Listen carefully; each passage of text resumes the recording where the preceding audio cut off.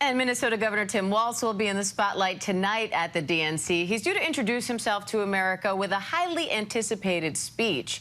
Recent polls show Governor Walz holds the lead over his opponent for vice president, Senator J.D. Vance. And he also has endorsements from a number of his fellow governors across the country. One of those governors, Democrat Phil Murphy of New Jersey, is here with us now. Governor Murphy, thanks for coming on. Thanks for having me, Diane. Good to be here. So, talk to me about your relationship with Governor Walz. You are both members of the Democratic Governors Association. So what's your experience been like with him in that setting? And what do you think he brings to the ticket? The experience has been extraordinary. In fact, he succeeded me as chairman of the Democratic Governors Association at the end of last year. This is an incredibly special guy, one of the most genuine people I've ever met, with an incredible life story in politics, including representing a red district in Congress, as a member of our military, as a coach, as a teacher, and now as a highly successful governor. He's arguably got the best economy of any state in America. He's got the lowest unemployment rate of any state in America, and he's been able to balance progressive bona fides on the one hand and a very constructive relationship with the business community on the other hand. He's the real deal and an inspired pick by Kamala Harris. Now, the Harris campaign has been gaining ground on Trump over the last 2 weeks in the polls and in fundraising, and there seems to be a lot of momentum building during this week's convention as well. So what do you think this campaign needs to do to keep that going once the newness of this campaign starts to wear off? Well, the good news is it's a short runway, and they've had an extraordinary 30-odd days. I mean, this is unlike any period I can ever recall, maybe with the exception of the glory Barack Obama days. So I think, number one, more of the same.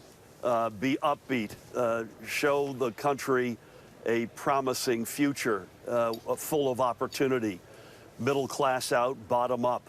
They'll clearly be putting more meat on the policy bones, which is to be expected. They can't take anything for granted. This is, as President Obama said last night, this is going to be a dogfight right to the end. Every dollar counts, every vote counts. But boy, I'll tell you, their momentum is extraordinary. I see no signs of it letting up, and I can't wait to see the next 60-odd days unfold. And Governor Murphy, Harris has received a lot of criticism for only doing canned speeches so far and no press conferences or interviews since becoming the top of the ticket. What are your thoughts on that? And do you think she needs to make that a priority now to answer direct questions from the press and the American people? Well, I think you saw the beginning of that last Friday in Raleigh with her rollout of her economic program, which, by the way, I liked a lot. A lot of that we've done in New Jersey. We know it works. Child tax credit, affordable housing, first-time homeowner assistance. Those are inspired choices, and they work. But it's inevitable that she'll be doing more interviews. You'll be seeing more policy. There's a time and a place for that, and I'm sure it's coming sooner than later. You've got a debate coming up in a couple of weeks. Folks will see all sides of this ticket, and I am highly confident they're going to like what they see. And Governor, I also want to ask you about New Jersey Senator Bob Menendez. He says he plans to resign on Tuesday, just over a month after a jury found him guilty of bribery and acting as a foreign agent. What are your thoughts on that, and who will you appoint as his replacement? Yeah, so it's a tragic ending to a very productive multi-decade career in public service, but convicted across the board by a jury of his peers.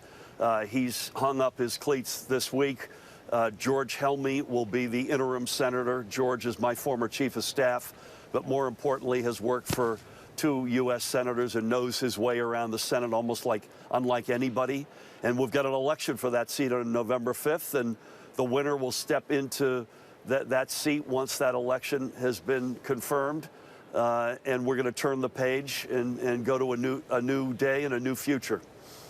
And on a lighter note, everyone's talking about that roll call from last night. The song for your state was Bruce Springsteen's Born in the USA. So are you happy with that? No Thunder Road, no embracing the pun with Born to Run. What do you think?